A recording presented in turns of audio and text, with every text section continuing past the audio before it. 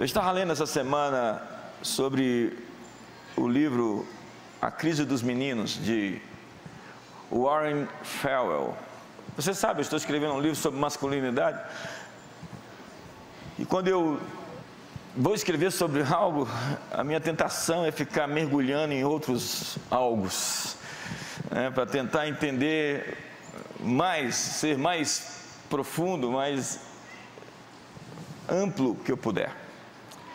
E nesse livro que ele fala sobre a crise dos garotos, ele faz uma afirmação tão terrível, dizendo que as penitenciárias hoje são centros para prender meninos privados de paz.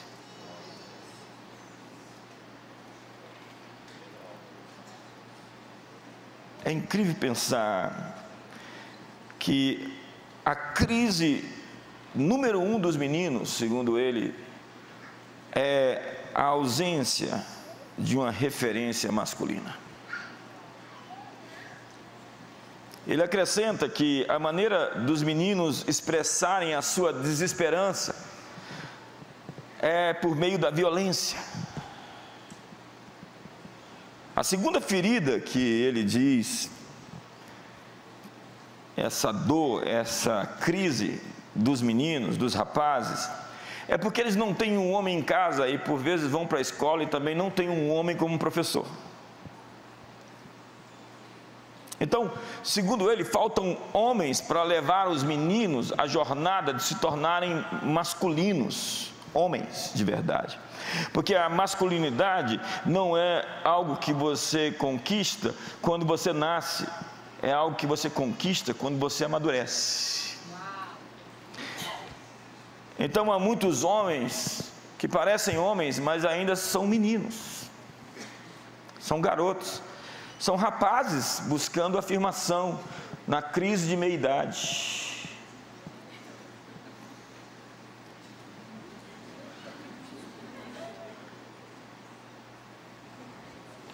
Então, esses meninos, educados por mulheres, sem pais, e os dados, as estatísticas, os números mostram como isso é trágico, porque as mulheres são maravilhosas, elas têm muitos dons, muitas habilidades, mas elas não conseguem completar a educação de um menino e de uma menina sozinhas.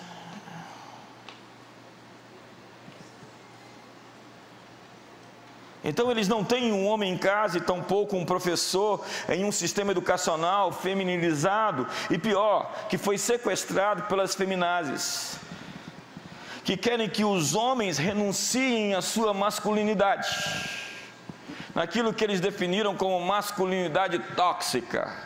Então é proibido ser viril, é proibido ser forte, é proibido falar grosso, é proibido ser homem.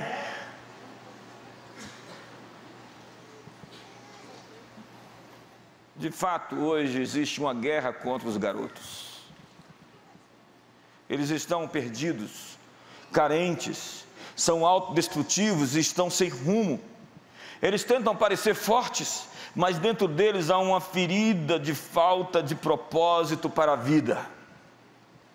E pela primeira vez na história dos Estados Unidos, os meninos terão menos educação do que seus pais. Educacionalmente, os meninos estão atrás das meninas em 70 nações desenvolvidas, segundo a ONU. A população prisional norte-americana cresceu 700% desde 1972 e a maioria são homens, 93% de todos os presos são homens.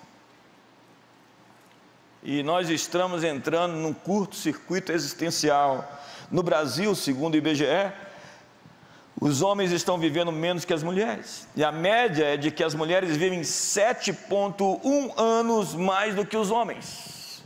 A expectativa de vida masculina chegou a 72 anos, enquanto a feminina atingiu 79.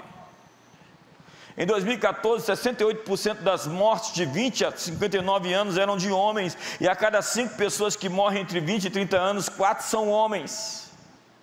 A principal causa da mortalidade masculina é devido à agressão por meio de disparo de arma de fogo ou de arma não especificada.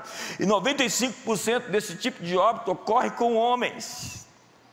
A segunda causa de mortalidade masculina foi por doenças do aparelho circulatório. E homens, acredite, apresentam um risco 3,8 vezes maior de morte por suicídio que mulheres. Os homens se matam mais do que as mulheres, e principalmente homens acima de 50 anos e divorciados.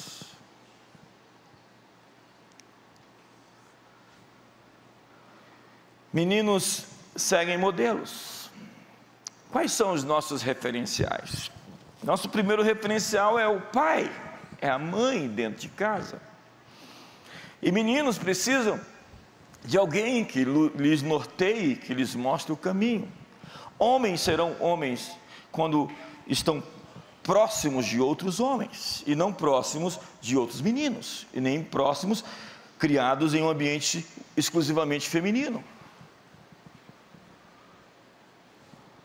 Warren Farwell disse que estava em uma sequência de palestras, e em um determinado momento foi abordado por um homem chamado John, que ele disse: olha, anos atrás eu lhe ouvi, e a sua mensagem falou fortemente comigo, e por isso eu resolvi dedicar minha vida para ser um pai integral.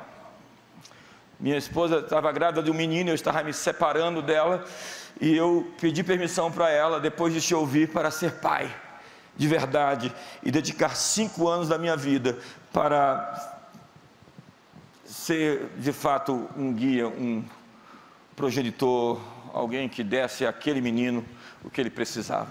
E foi isso que ele fez.